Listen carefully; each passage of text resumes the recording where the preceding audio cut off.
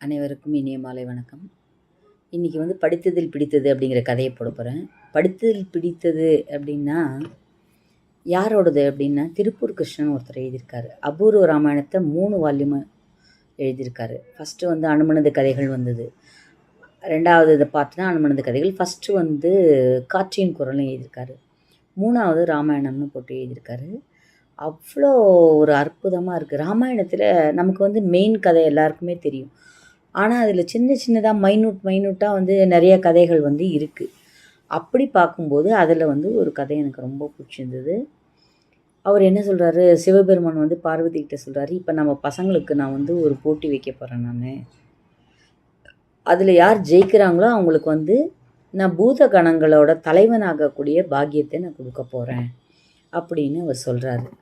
உடனே போய் கணபதியும் முருகனையும் கூப்பிடுங்கன்னு போய் அவங்க 2 பேரும் வராங்க.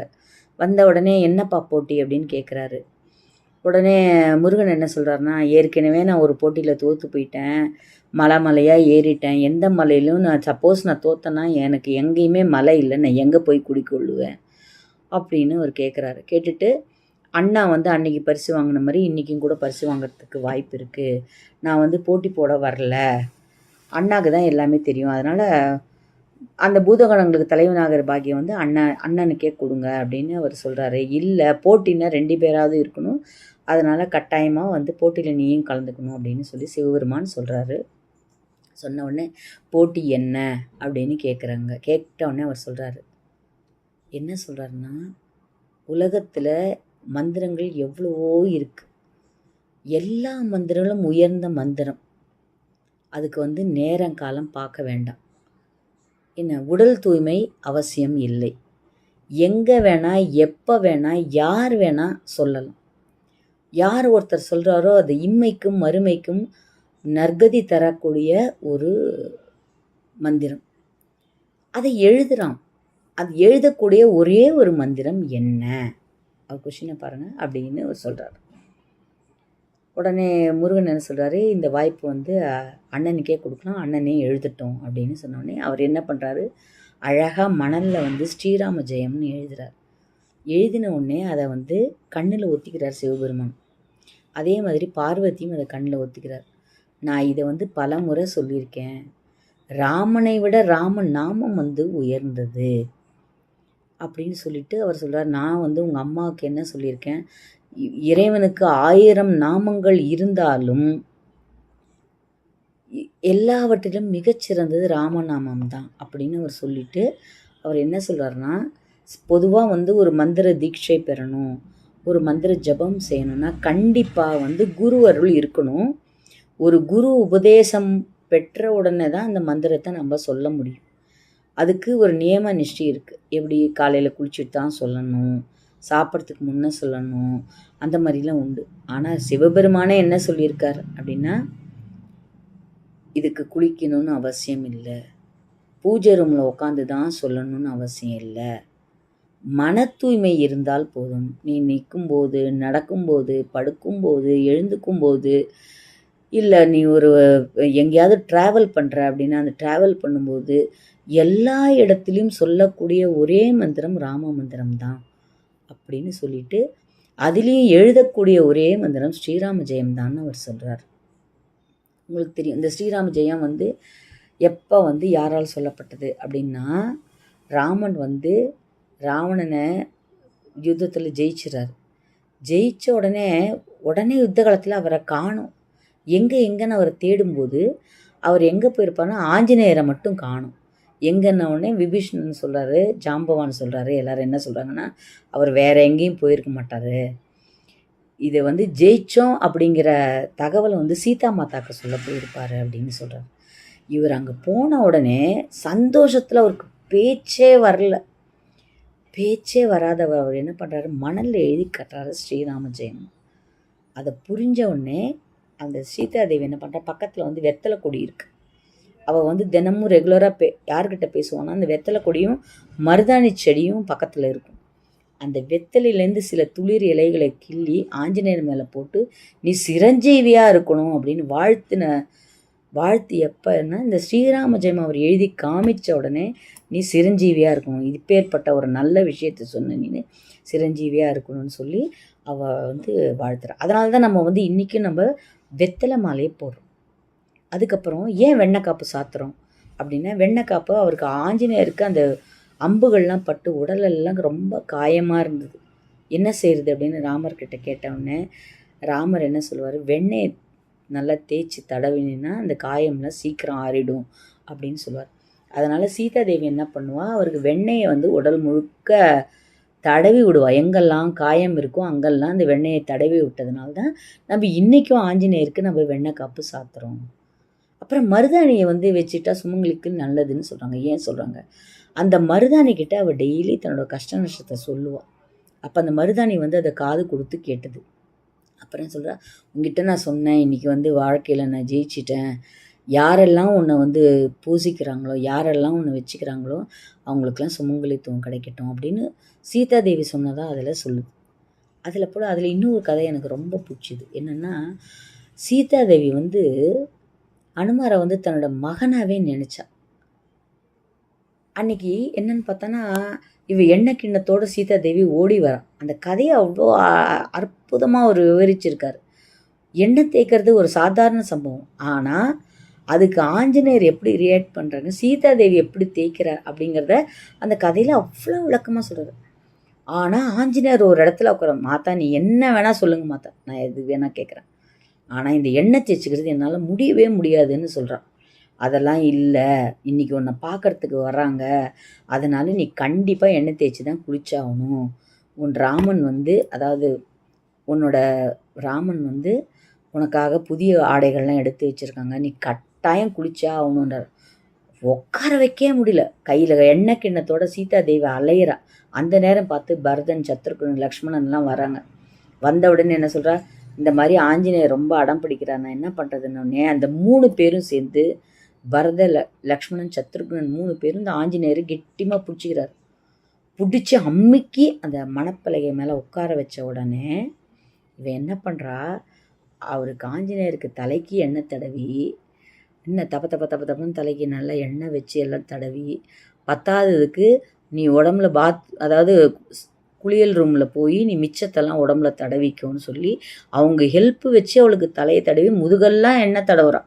சீதாதேவி முதுகெல்லாம் எண்ணெய் தடவி கை காலெல்லாம் உருவி விட்டு, என் மகனுக்கு வலிக்குமே, என் மகன் எண்ணெய் தேய்க்க வேண்டாமா அப்படின்லாம் சொல்லி நல்லா தேய்ச்சி விட்டு கையில் ஒரு கப்பில் வந்து சீகக்காய் கொடுத்து போய் குளிக்க சொல்லி சொல்கிறான்.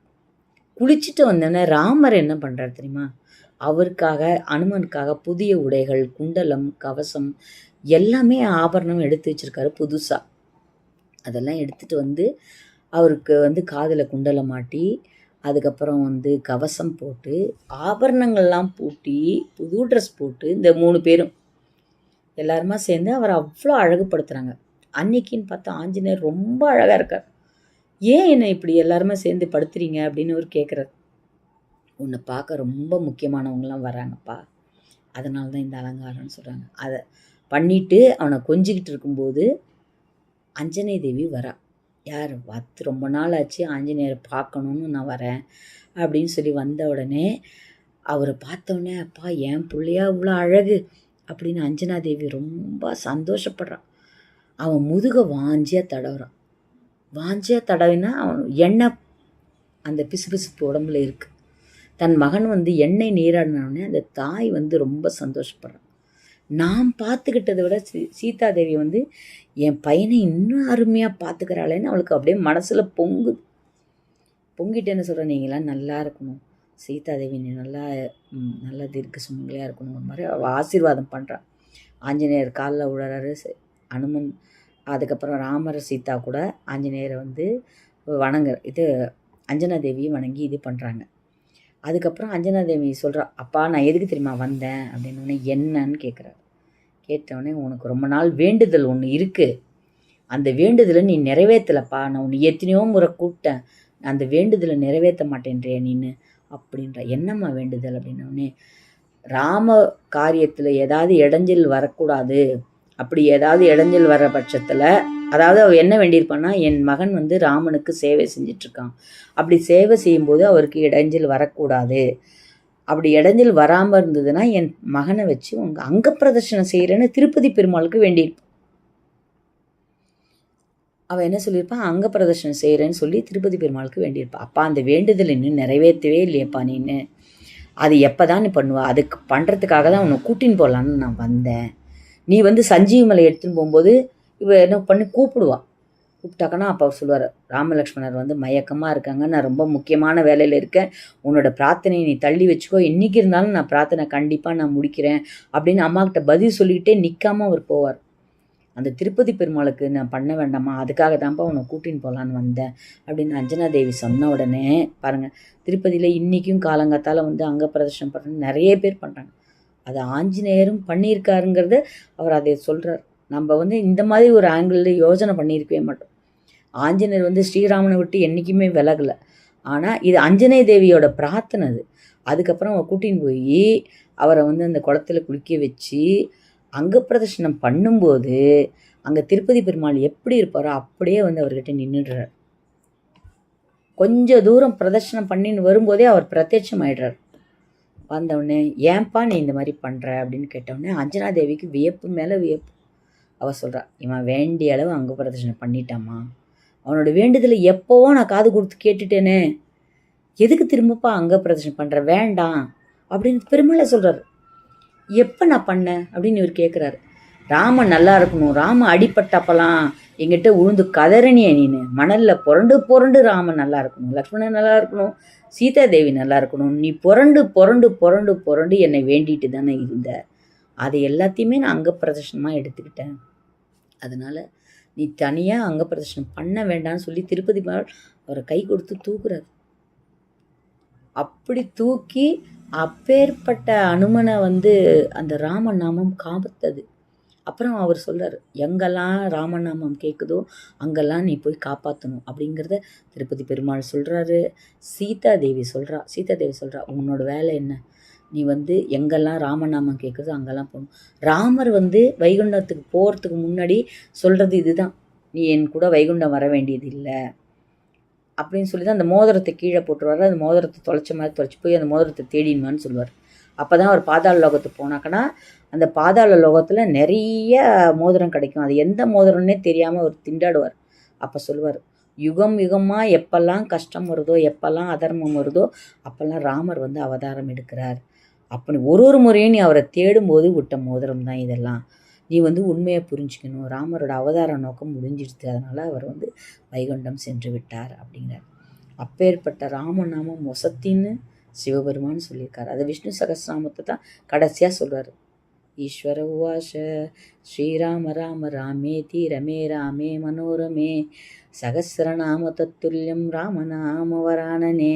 பார்வதி கேட்குறா, ஒருத்தங்க விஷ்ணு சகஸ்ரநாமம் சொல்கிறாங்க, இடையில எழுந்து போயிடுறாங்க, திரும்ப ஃபஸ்ட்லேருந்து அவங்களால சொல்ல முடியாது, அப்போ என்ன பண்ணுறது அப்படின்னு சொன்னால் இந்த ஸ்ரீராம ராம ராமேத்தியை 3 முறை சொன்னால் விஷ்ணு சகஸ்ரநாமம் சொல்லதுக்குண்ட பலன் அவங்களுக்கு கிடைச்சிரும்னு சொல்கிறாங்க. மற்ற எதுவுமே சொல்லி கந்த சஷ்டி கவசம் ஆகட்டும், கந்தர் அனுபூதி ஆகட்டும், எல்லாமே ஒன்ஸ் நீங்கள் ஸ்டார்ட் பண்ணால் அது முடிக்கிற வரைக்கும் எழுந்துக்கக்கூடாது. சப்போஸ் அப்படி எழுந்தீங்கன்னா திரும்ப அதை ஃபஸ்ட்லேருந்து சொல்லணும். ஆனால் விஷ்ணு சகஸ்ரநாமத்துக்கு மட்டும் அன்றைக்கு சொல்ல முடியல, தவறிடுச்சு அப்படின்னா இந்த ஒரு ஸ்ரீராம ராம ராமேத்தியை சொல்லி அதை நிறைவு செய்யலான்னு சொல்லியிருக்காரு, ஈஸ்வரனே சொல்லியிருக்காரு. அந்த ராம கூட எப்படி திரும்ப எடுக்கிறாரு, ஃபஸ்ட்டு அந்த சிவன் இருக்கு இல்லையா, அங்கேருந்து அந்த சிவன் ஈஸ்வரன் அப்படின்லேருந்து ராவை எடுக்கிறார். அதுக்கப்புறமா சக்தியிலேருந்து அந்த அங்கேருந்து மாவை எடுக்கிறார். ஈஸ்வரன் கிட்டேருந்து என்ன எடுக்கிறாரு, ராய் எடுக்கிறாரு. அதுக்கப்புறம் லக்ஷ்மி தேவி இருக்கா இல்லையா, அவளுக்கு இன்னொரு பேர் ரமான்னு பேர், அதுலேருந்து மாவு எடுக்கிறாரு. ஸோ அதை ரமானு தான் முதல்ல எழுதுறாரு. அப்புறம் அவர் ஆண் அப்படின்னு சொன்னதுனால வசிஷ்டர் என்ன பண்ணுறாரு, அதை ராமன் அது பேரை மாற்றி ராமனுக்கு பேர் வைக்கிறார். சிவன் நாமமும் நாராயண நாமமும் அதில் கலந்து இருக்கிறதுனால அதுக்கு பேர் ராம. ரொம்ப ரொம்ப வசத்தியானது. நம்ம ஹரியும் சிவனும் ஒன்று, அறியாதன் வாயில் மண்ணுன்னு சொல்கிறோம் இல்லையா, அந்த ராமநாமம் எங்கேருந்து வந்தது, சிவனோட நாமத்திலேருந்து ராவையும் நாராயண நாமத்திலேருந்து மாவையும் எடுத்து அந்த ராமநாமம் தயாரிக்கப்பட்டது. அப்பேற்பட்ட ராமநாமத்துக்கு நீங்கள் குளிக்கணும், அதுக்கப்புறம் உடல் தூய்மை வேணும், அதெல்லாம் அவசியம் இல்லை. மனசு நிச்சலமாக, மனசு மட்டும் தூய்மையோட, உங்களுக்கு உடம்பு சரியில்லைன்னா கூட நம்ம ராமநாமம் சொல்லலாம். அதே போல் எழுதி பயன்பெறக்கூடிய ஒரே நாமம் ஸ்ரீராம ஜெயம் மட்டும்தான். கதை பிடிச்சா லைக் பண்ணுங்கள், சப்ஸ்கிரைப் பண்ணுங்கள். நன்றி, வணக்கம்.